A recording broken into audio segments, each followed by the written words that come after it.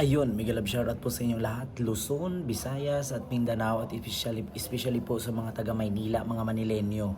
So ngayon meron po tayong vlog na kung saan actually today, no? Today kasi it's almost 1 AM na. So nagre-record lang po ako kasi actually nasa Boracay po tayo. So sa ngayon po ay gusto ko lang pong reaksyonan, no, sa mga butante po sa Maynila. Ah, Ako gusto kong magtanong sa inyo, ha.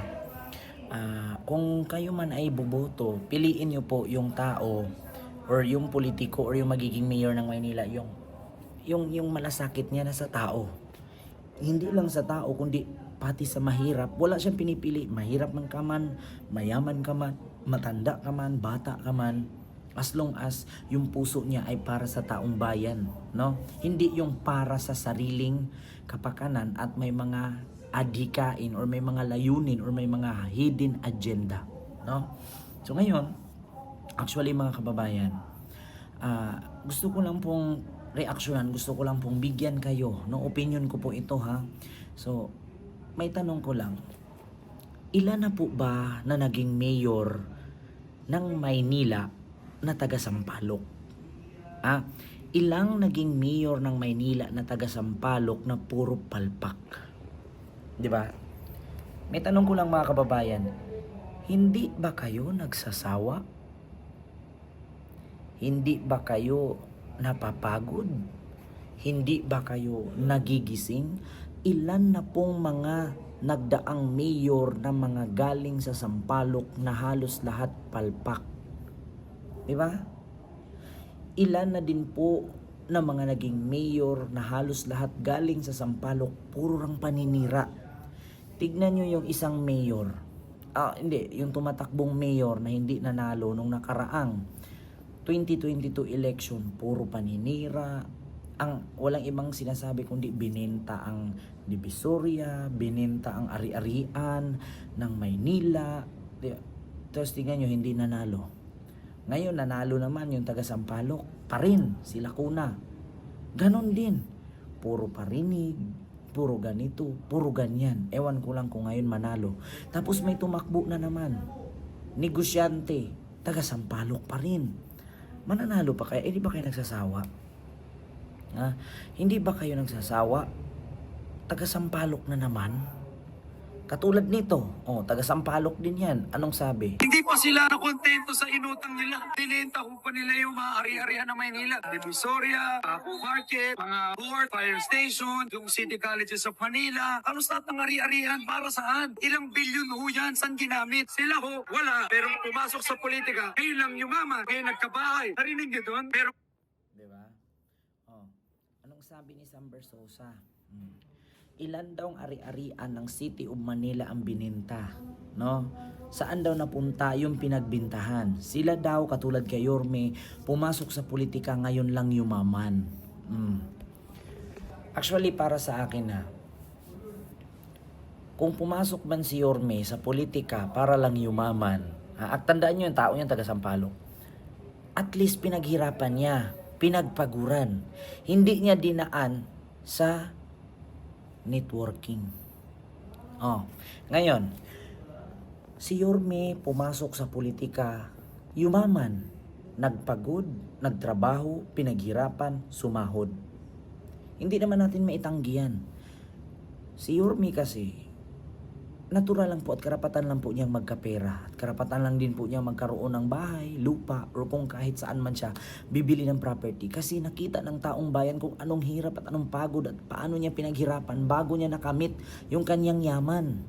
Ikaw, nakita ba ng taong bayan kung paano mo, ayaw ko na magsalita, ano ba ang kalakaran sa networking?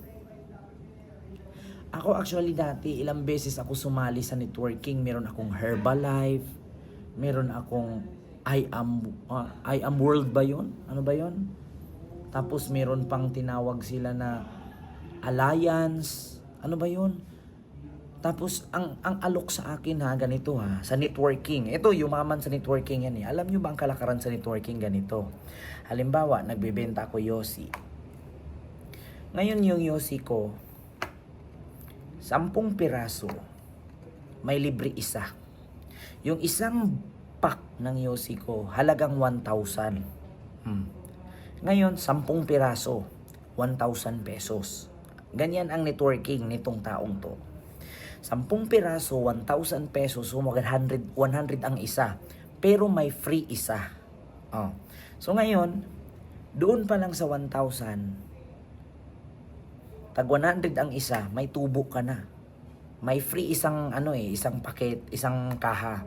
Halimbawa, 10 kaha, isang pack, 1,000 pesos plus 1 kaha, so may tubo ka ng isa, 100. So, pag ibenta mo yun, magkaroon ka ng 1,100. Ngayon, ang tanong, ilang mga Yossi na brand ang meron sa Pilipinas? Hindi lahat ng Yossi na brand nabibenta. At hindi din po lahat ng taong gumagamit ng Yossi ay iisang brand lang. So anong gagawin mo bilang isang negosyante o reseller sa Yossi? Yossi ko, syempre babaan mo presyo nun. Instead of 100, gagawin mo na lang 80. Oh, ang problema ngayon, lugi ka. Bakit? Gagawin mong 80 kasi may free kang isa. Oh, ngayon, 100 din yung isang piraso 100. Kaya nga 100 isa, 10 piraso plus 1. Oh. Ngayon, para mabenta mo yung Yossi na inalok ko or inalok niya itong taong to, syempre gagawin mo 80 isa. Kasi nag-defend ka kasi may free isa ka. Ngayon sa 10 piraso, tag 80 isa, yung free mo nawala. So para kang nagbenta ng hangin. Diba? Pero once na mag-avail ka sa 10 pirasong Yossi, meron ng tubo yung taong tunyon. So ngayon, sa ganun bang pamamaraan, mabuti ba yun or panluloko? Diba? Halimbawa ako nagbibenta ng sabon. 10 piraso tag 100 isa.